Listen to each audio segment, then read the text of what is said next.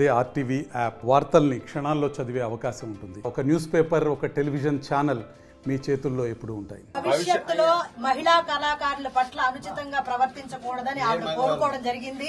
ఆవిడ కోరిక సమంజసంగా భావించి చిన్న చిన్న కళాకారులను కూడా రెస్పెక్ట్ చేయాలి, వాళ్ళని కూడా ప్రేమతో చూసుకోవాలి, అందరినీ గౌరవంగా చూసుకోవాలని ఆవిడ కోరుకోవడం జరిగింది.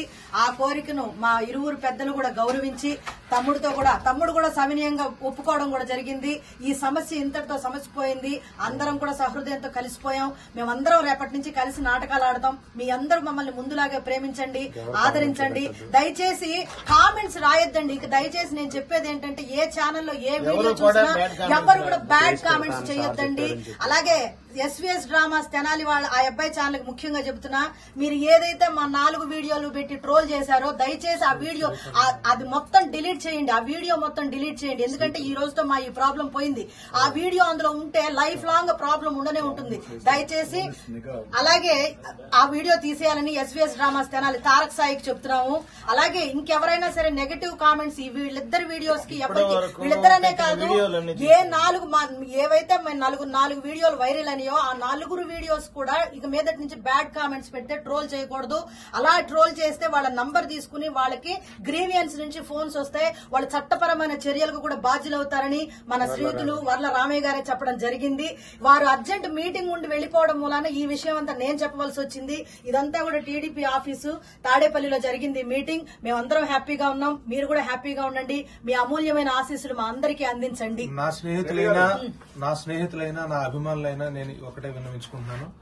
ఇది మా కళాకారుల్లో మాకే కమ్యూనికేషన్ గ్యాప్ కారణంగా ఒక మిస్అండర్స్టాండింగ్ గా జరిగింది. అది ఆ రోజే ఖండించుకున్నట్టయితే బాగుండేది. ఇద్దరు యొక్క మనోభావాలు సెట్ గాక ఒక వీడియో రిలీజ్ చేయడం జరిగింది. దానికి రిలేటెడ్ గా బై వన్ అలా మిస్టేక్ జరుగుతూ వచ్చింది. కానీ జరిగింది కొంత డ్యామేజ్ అయితే మీడియా ద్వారా పక్కన ఏం జరిగింది, ఇక్కడ ఏం జరిగిందని పూర్తి విశ్లేషణ కూడా తీసుకోకుండా దానికి విపరీతమైన ట్రోలింగ్స్ చేసుకుని ఒకరికొకరు సెండ్ చేసుకుని ఒకరికొకరు మేము ఎంతైతే ఆప్యాయతగా ఉండాము అనేటటువంటి భావన మర్చిపోయి ఒక బద్ధ శత్రువులాగా ప్రాంతానికి సంబంధించినటువంటి విద్వేషాలు పూర్వకంగా మాట్లాడుకునేలాగా మా తరపున అభిమానులు మీ తరపున అభిమానులని 2 విధాలుగా వేరు చేసి కామెంట్లు పెట్టడం జరిగింది. దయచేసి ఇక మీదట నా స్నేహితులకు గాని నా అభిమానులకు గాని నేను ఇదే విన్నవించుకొని చెప్తున్నాను.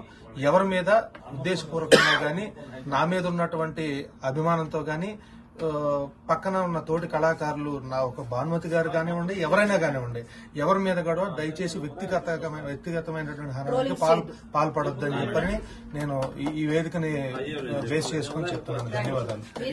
చిన్నప్పటి నుంచి భానుమతి గారు భానుమతి గారు కూడా పెంచింది. చిన్నప్పటి నుంచి భానుమతి గారు డివి సుబ్బారావు గారిని పెంచింది. ఆ పెంచినటువంటి పిల్లోడు కొర్రత్వం మీద ఉన్నటువంటి పేరు ప్రతిష్టలతో కాస్త ఇదిగోనని చెప్పేశారని చిన్న తప్పులోని అని చెప్పేసని నేను తల్లిలాగా పెంచారని ఒప్పుకున్నది బానమ్మ. అదే తల్లి మనస్తత్వంతో ఆయన సరిదిద్దుకొని ఇవాళ రోజు ఇంతకు ముందు ఈ రోజు ఉన్నటువంటి పరిస్థితుల్లో నిన్నటి వరకు ఉన్న డివి సుబ్బారావు గారి జీవితం వేరు, రేపటి నుంచి వచ్చే డివి సుబ్బారావు గారి జీవితం వేరు. అలాంటి కండిషన్లుగా తల్లిలాగా పెట్టి కొడుకుని సరి చేసుకున్నటువంటి స్థలం ఇది. రేపటి నుంచి అందరం కూడా చాలా హ్యాపీగా ఉంటున్నాము. మిగతా అందరు కళాకారులు హ్యాపీగా ఉన్నారు. కాబట్టి నిన్నటి వరకు ఈ కళారంగంలో జరిగిన చిన్న టీ కప్పుల తుఫాన్ లాంటి దాన్ని అందరూ ఇష్యూగా చేసి ట్రోల్ చేసినటువంటి వాళ్ళందరూ కూడా దయతో ఇక ఎటువంటి బ్యాడ్ కామెంట్స్ పెట్టొద్దు. మేమందరం క్షేమంగా ఉన్నాం. ఇది మా మంచి కోసం జరిగింది. ఈ మంచిని ఇలా చూడటం కోసం అని చెప్పేసి బానమ్మ చాలా ఓపికతో ఇది చాలా ఇదిగా భరించింది. కాబట్టి మేమందరం కూడా మొట్టమొదటిసారిగా మా బానమ్మకి థ్యాంక్స్ చెబుతున్నాము. దయచేసి ఎవరు కూడా ఇక బ్యాడ్ కామెంట్స్ పెట్టొద్దని చెప్పేసి అని కోరుకుంటున్నాం. ధన్యవాదాలు.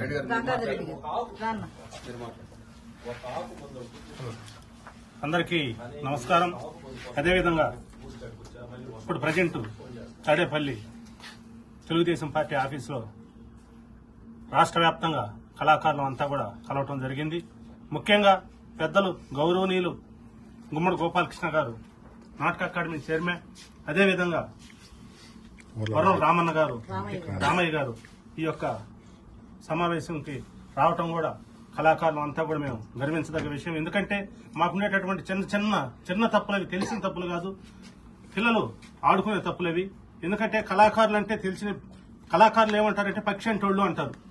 అటువంటి ఈ చిన్న తప్పుని దగ్గరుండి సరిచేసి సోదరిమణి భాను గారు 1వ తేదీ ప్రోగ్రాంలో రకరకాలుగా ఈ కామెంట్లు పెట్టడం పద్ధతి కాదు, కరెక్ట్ కాదు. ఎందుకంటే లేడీస్ వాళ్ళు చాలా బాధపడతారు, చాలా ఇబ్బంది పడతారు. ఎవరు కూడా పెట్టొద్దు. ఎందుకంటే ఇప్పుడే చెప్పారు వరల రామన్న గారు. ఏమని చెప్పారు? ఈ కళ అనేది చాలా వరకు కనుమరుగైపోయింది. మొన్న వారం క్రితం కూడా పెద్దల గౌరవనీయులు బాలయ్య బాబు గారు కూడా ఏంటన్నా ఇలా జరుగుతుందని కూడా ఆయన దృష్టికి వాళ్ళిద్దరు చెప్పుకోవటం జరిగింది. ఆ పరిస్థితి రాకుండా కళాకారుల్ని మనం కాపాడుకోవాలి. కళాకారుల్ని మనం ఎక్కడికి వచ్చినా కూడా వాళ్ళు చాలా ఆప్యాయతగా దగ్గరికి తీసుకొని వాళ్ళకి కావాల్సినటువంటి సౌకర్యాలు కూడా ఏర్పరచాలని చెప్పి నేను గత 16-17 సంవత్సరాలుగా నేను చెప్తూనే ఉన్నాను. ఎందుకంటే ముఖ్యంగా లేడీ ఆర్టిస్టులు అనేది చాలా కొరత అయిపోయింది, కరువు అయిపోయింది. ఈ రోజు చెప్తున్నాను, 2 రాష్ట్రాల్లో స్వర్గీయ డివి సుబ్బారావు గారు ఆ రోజుల్లో మేము బాగా పిలకాయమి. సత్య హరిశ్చంద్ర అంటే వారణాసి కాటిసీను ఉదయం 6 గంటల దాకా కూడా ఆ పెద్ద ఆయన కార్యక్రమాన్ని చూసేవాళ్ళం. అటువంటి కుటుంబంలో పుట్టినటువంటి జూనియర్ డివి సుబ్బారావు గారు మనకందరికీ తెలిసిన విషయమే. అటువంటి సుబ్బారావు గారు కూడా ఈ యొక్క కార్యక్రమానికి రావటం, ఇందులో పాల్గొనటం, ఇక్కడ ఉండేటటువంటి కొన్ని కష్ట సుఖాలన్నీ కూడా పెద్దల దృష్టికి తీసుకెళ్తాం. కళాకారులకి కొంతమందికి ఇళ్లు లేవు, కొంతమంది స్థలాలు లేవు, కొంతమంది పెన్షన్ లేదు, చాలా ఇబ్బంది పడుతున్నారన్న అదొక తడవ మన గవర్నమెంట్ దృష్టికి తీసుకెళ్లి టిక్కో ఇళ్లలో మాకు కొంత కేటాయించాలని చెప్పి కూడా చెప్పడం జరిగింది. ఇవన్నీ కూడా తప్పకుండా మేము చేస్తామని మాకు వాగ్దానం చేశారు.